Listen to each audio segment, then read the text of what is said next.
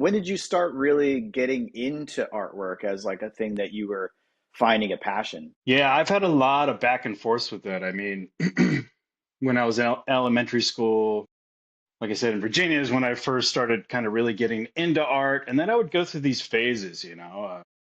I remember like fourth, fifth grade, I loved drawing. Like I was really into like glam rock, hair metal, and I would draw the album covers. I remember I spent days on like the Motley Crue and then the Guns N' Roses Appetite for Destruction covers, with pencil, colored pencil and everything. And I brought them in to show some friends in like the fourth grade. And somebody was like, "Hey, can I have those?" And I was like, yeah, sure, I guess." I never saw them again. I wish I, I wish I had them.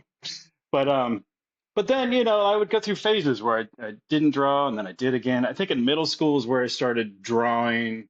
It's kind of the beginning of the kind of cartoony style that Middle school?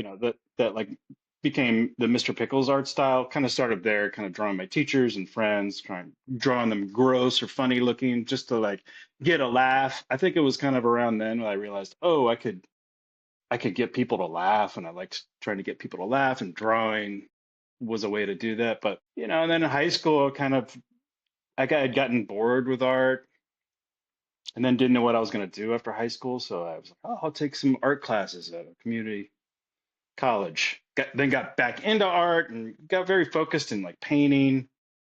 Went to art school, and for a while there, I had two different art styles. I had like a painting style and then the drawing style. And the drawing style was always usually more for fun. I was trying to do more fine art, but little by little, the like just doing funny caricatures, that style of art just kept kind of creeping in. And now when I look back, I'm like, oh yeah, I should have been doing that all along.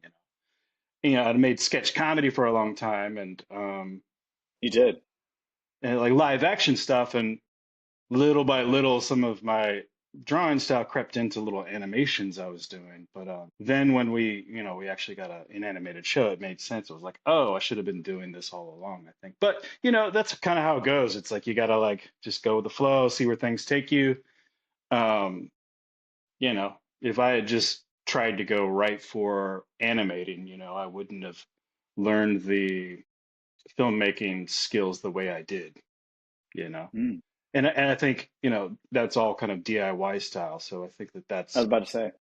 partly what made Mr. Pickles probably a little unique is that, I never went to school for any of that stuff. Just kind of me and my buddy Dave trying to make each other laugh, that's, um, so just figuring shit out the only way we can. I would actually animate in Final Cut Pro, before Mr. Whoa. Pickles. Um, Now, how would you go about doing that? Because I I always would think of like draw, Final Cut yeah. Pro as, yeah, go ahead. I would draw in Photoshop and then bring it into Final Cut.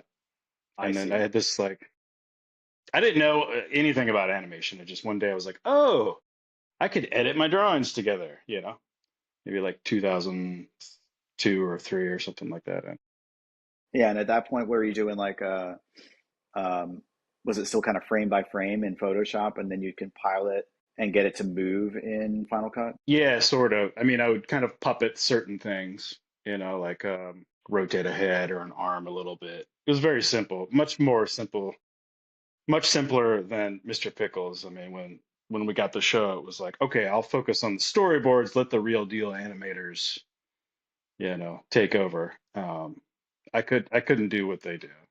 My style was Yeah. always a little more simple, but